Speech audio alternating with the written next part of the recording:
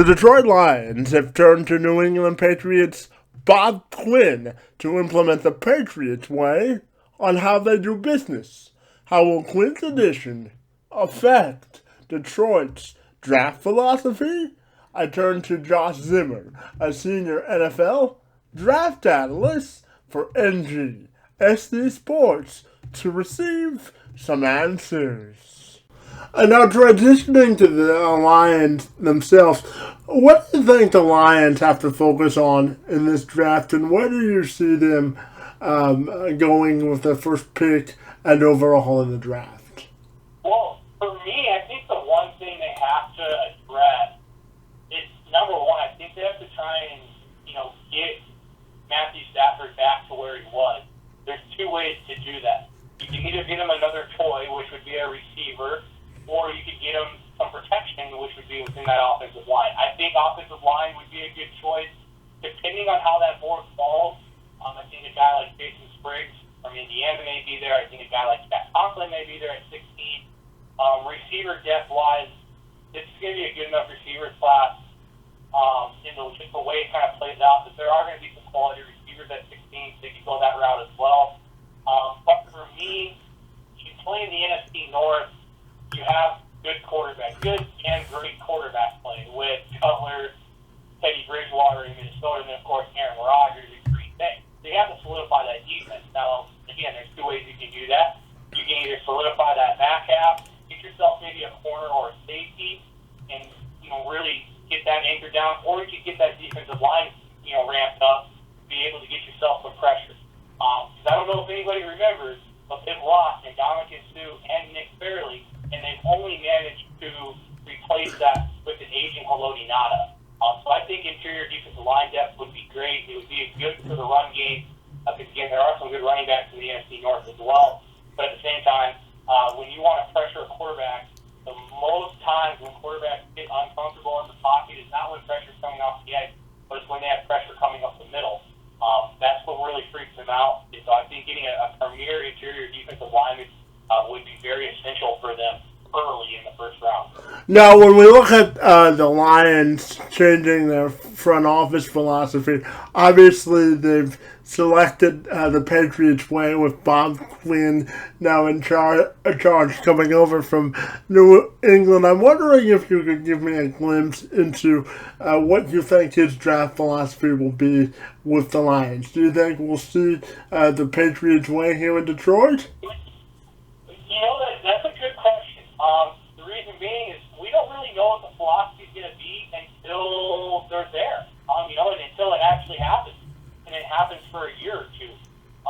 I think the Patriot Way is probably going to be adopted in some sort of fashion. But for me, if I had to put my GM hat on, which I try to do every 2 weeks when I do my own mock draft, it's that I want to be able to take the best player available at the biggest need. So if the Lions front office and coaching staff sit down and they get in the war room and they decide that interior defensive line is their number one priority in the first round and that's their biggest need, then at 16 they better take an Ndamukong Suh or a Sheldon Rankins, somebody like that, get them interiorly built. If they think it's another direction, then they go that way. If they become a team like Seattle, where they rely a lot on spark test numbers and things like that, it could change the philosophy. I think that's something over the next couple of years we have to keep an eye out, especially for guys who are Lion or gals who are Lions fans need to realize is that in order to find out what the philosophy is going to be, we have to see it in motion more than once.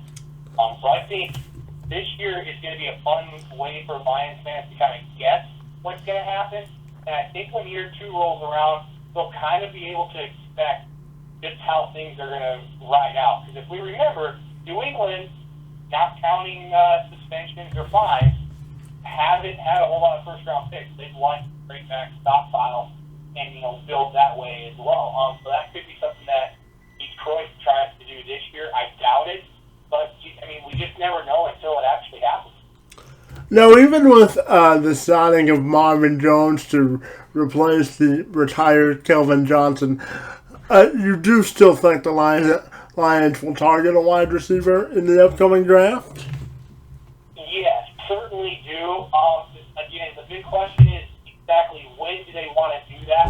At 16, if a guy like a Corey Coleman or a Laquan Treadwell are there, I think you have to pull the trigger on them. I think they're perfect to how we want things to be done in terms of building an offense around a quarterback. You want to get tall and talented receivers. While Corey Coleman might not be tall, he's a little bit bigger version of what you get with a Golden Tate. And he's more of a refined route runner, and he's explosive. So I think Stafford would love to have a guy like Corey Coleman, but Laquan Treadwell, they call him baby Megatron basically. Might not have the speed or the size that Calvin Johnson was known for, but he has a similar catch radius, and that's something that when you need it for those contested catches are going to really play into his hand. But again, I think it's all going to depend on exactly how the board falls for them heading into 16.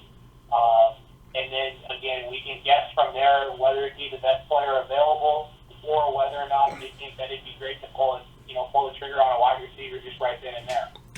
Now, the Lions insist that they're still a playoff team and trying to win now. So could you tell me, with a better draft or a draft, how important do you think this draft is to accomplishing that goal? And with a good draft, do you think Detroit will be a playoff team? I think they could be a playoff team. The biggest thing is they have to get Matthew Stafford back to where he feels comfortable, and that's allowing for him to operate out of the 3-step drop, quick fires, get the offense rolling. Looking at the roster, I think strength-wise, I'll mention Stafford again. We could just call this the Matthew Stafford segment. Stafford's the strength of this team now with Calvin Johnson being gone. I'd say second strength, or if we had to, nick that from the equation, it would be the running back. Running back position in that backfield is fairly loaded. They got 2 guys that I really like in Amir Abdullah, big change of pace. And then they also have a guy like Zimmer, who I loved coming out last year out of South Dakota State. So offensively, those are usually their 2 strengths. Obviously, their weakness being, within that offensive line and, a somewhat depleted receiver core.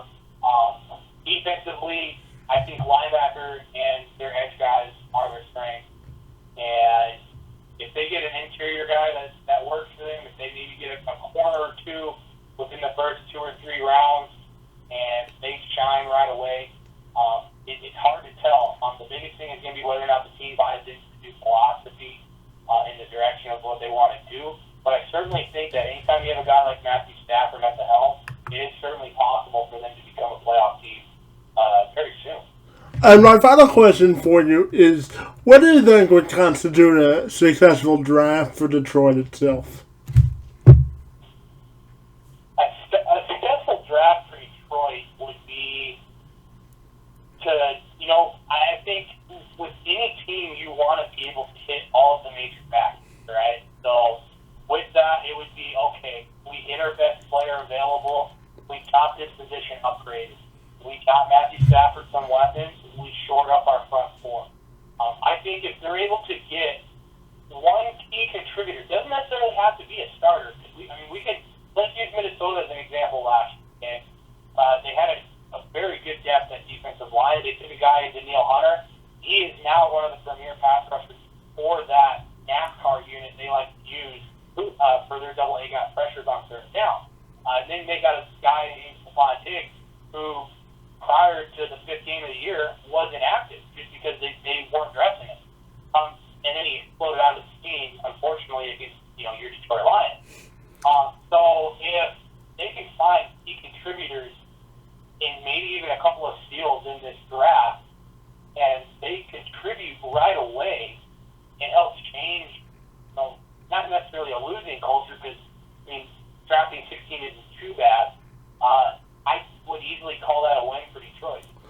Josh, we want to thank you for your time this afternoon and for joining us to talk some football on the Two-Man Advantage podcast.